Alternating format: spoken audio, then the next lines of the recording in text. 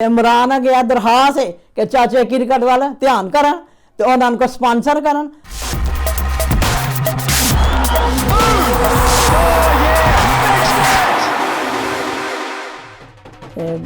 मैचों के बड़ा अच्छा इन्होंने रोल अदा करते ने जाते रहे हर तां जाते रहे ने ते टीवी ते वेख के मैं अज सब मैच मैं वेखदी हाँ जो तो मैं कोल तस्वीरें लैके बह मेरिया ਲਈ कोल पई दियां मैं पढ़ती रहती हाँ कि अल्लाह की जात पाकिस्तान नूं फतह दे साडे मुल्क नूं फतह देवे।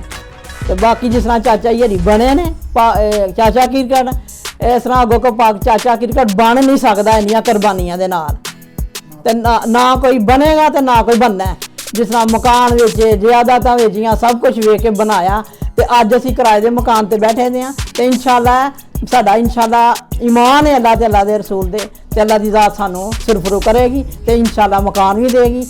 तो इमरान गया दरखास्त है कि चाचे क्रिकेट वाले ध्यान करन तो उन्होंने स्पॉन्सर करन ताकि उन्होंने मकान का बंदोबस्त होए कि बच्चे उन्होंने सैट नहीं अजे हो सके। इन्नी शोहरत के बावजूद ही ना साडी हले मुश्किलात ही ने हले एन महंगाई का दौर है जिसकी वजह नाल तुहानूं पता टेंशन तो होंदियां ना घरां दे विच। औरतां तो कहंदियां चाचे हरां बड़ी इज्जत दी दी अल्लाह ने असीं बड़ा अच्छा कीत करने तो मुल्क वास्ते करदे ने किसी होर वास्ते नहीं करदे।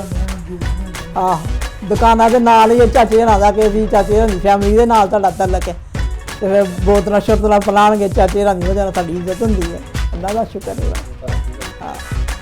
हुकूमत का ही मुतालबा कि इन्नी इज्जत है अज समझ दी है इंग्लैंड तक जाते रहे ने लोग स्पॉन्सर करते रहते हैं जी कंपनियां स्पॉन्सर कर दी लेकिन PCB ने गौरमेंट का कोई हथ नहीं है इस मसले में।